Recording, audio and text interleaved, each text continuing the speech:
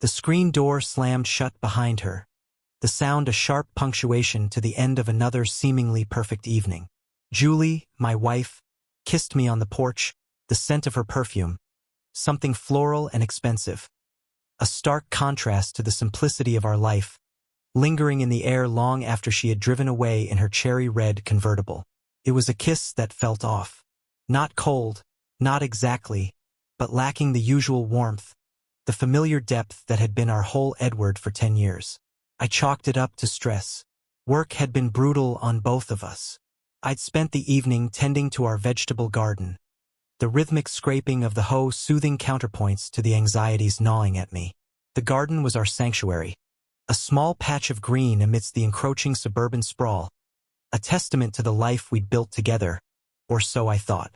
The next morning, the sun sliced through the blinds, harsh and unforgiving. I made coffee, the aroma struggling to compete with a knot tightening in my stomach. I was already late for work, a construction site superintendent's life leaving little room for leisurely mornings. As I headed out, I noticed Julie's car still parked in the driveway. Unusual. She was usually already at the hospital by now, her dedication to her patients bordering on fanaticism. Then I saw it, tucked into the driver's side window, a small crumpled envelope. My blood ran cold. I knew with a sickening certainty what it was. It was a cheap, cream-colored envelope, the kind you'd get from a cheap motel. My hands trembled as I unfolded it. A single hotel key. The name of the hotel was stamped on the back. The Crimson Rose. I knew that name. It wasn't a place we frequented. It was a sleazy motel on the other side of town, notorious for its discreet rooms. My gut twisted. The kiss on the porch, the late car, the cheap envelope. Pieces clicked together with horrifying precision. Julie wasn't just stressed. She was having an affair.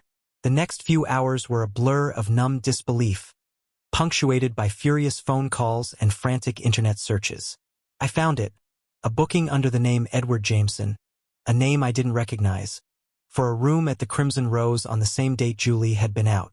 Images flooded my mind. Julie, her smile, the warmth of her body next to mine in bed, all tainted, corrupted. Rage, a roar of searing pain, consumed me. I called in sick to work, a flimsy excuse I barely registered. I needed time to plan, time to find this Edward Jameson and make him pay. My first step was the hospital. I subtly inquired about Julie's colleagues, using my connections to dig deeper. Edward Jameson. I repeated the name to anyone who would listen. It didn't take long. He was a doctor, a charming oncologist, apparently a rising star according to the whispers in the halls. Someone even mentioned his new expensive sports car. My fury intensified. He had everything, a promising career, looks, and now my wife. I found him on social media, a carefully curated image of success.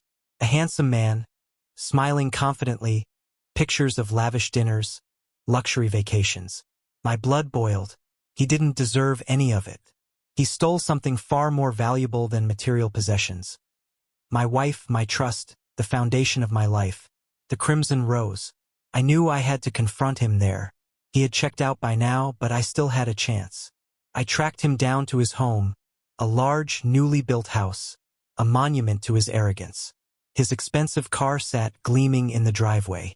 I parked mine a few houses down, the hammering of my heart echoing in my ears. This wasn't about hurting him physically, not primarily. It was about making sure he understood the weight of his actions, about stripping away his smug facade. I found him inside, his arrogance radiating off him like heat. He was on the phone, a smug smile playing on his lips. The moment he saw me, his face paled, the color draining from his cheeks like water from a cracked vase. "You?" he stammered, his carefully constructed composure crumbling before me. I didn't bother with pleasantries. I punched him hard. Not once, not twice, but until he was a bruised, whimpering mess. His perfect image was gone, replaced by a bloody, broken man. I didn't stop until the anger, the raw pain, started to subside, replaced by a hollow ache. Then I turned and left. He would deal with the consequences of his actions. The next few days were a whirlwind of chaos. I confronted Julie, The initial denial, the tears, the pleading, none of it changed the sickening reality.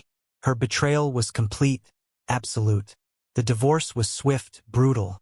She lost everything. Her job, her reputation, the life she thought she had. Edward lost everything too, his job, his friends, his reputation. The media frenzy, fueled by my connections in the city, painted a brutal portrait of their affair. The garden became my refuge. I spent hours tending to it, the soil a grounding force amidst the storm of my life. The plants, once symbolic of our shared life, now represented my resilience, my slow, painstaking rebuilding. I had lost something precious, but I would not be destroyed. Julie and Edward's downfall was far from subtle. It was a public spectacle, a cautionary tale played out in the tabloids and on the evening news. I made sure of that. Their lives were shattered. They lost everything they'd built, everything they'd taken for granted. It wasn't revenge in the simplistic sense. It wasn't about inflicting pain for pain's sake. It was about making sure they paid the price for what they did, to ensure their actions had lasting consequences.